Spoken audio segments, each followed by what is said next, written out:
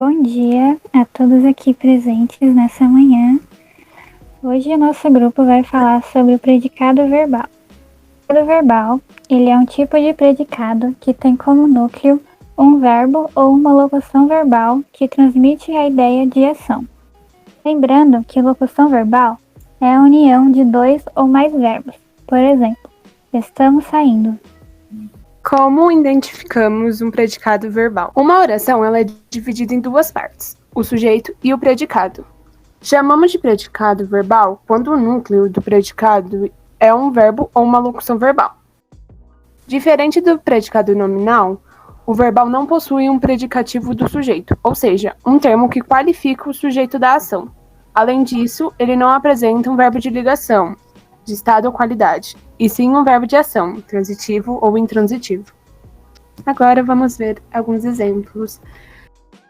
Júlia e Jaquelino estão fazendo um bolo. O sujeito da oração seria Júlia e Jaquelino, o predicado verbal é estão fazendo bolo e o núcleo do predicado é estão fazendo. Chico comprou muitas roupas ontem. O sujeito é Chico, o predicado verbal é comprou muitas roupas ontem e o núcleo desse predicado é comprou.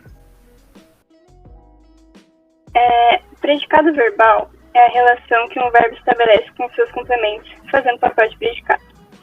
Os verbos da predicação podem ser classificados em transitivo direto, transitivo indireto, transitivo direto e indireto e de ligação. Os verbos que ligam o sujeito ao predicado podem ser verbos transitivos, que é aquele que necessita de complemento, o verbo intransitivo, que é aquele que não exige um complemento. Um exemplo do verbo transitivo é: não existem nada entre eles. E o exemplo do verbo intransitivo é: o Luiz saiu. Como falamos, existem 3 tipos de verbo transitivo: o direto, o indireto e o direto e indireto. O verbo transitivo direto são onde o complemento não existe uma preposição. Por exemplo, Vitória cantou músicas sertanejas. Já o verbo transitivo indireto seria o complemento exige o uso de uma preposição, como por exemplo, interessou-se pelas camisetas.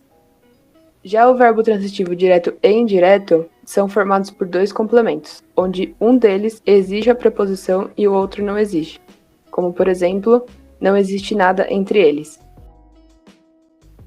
Agora vamos chegando no final do nosso trabalho.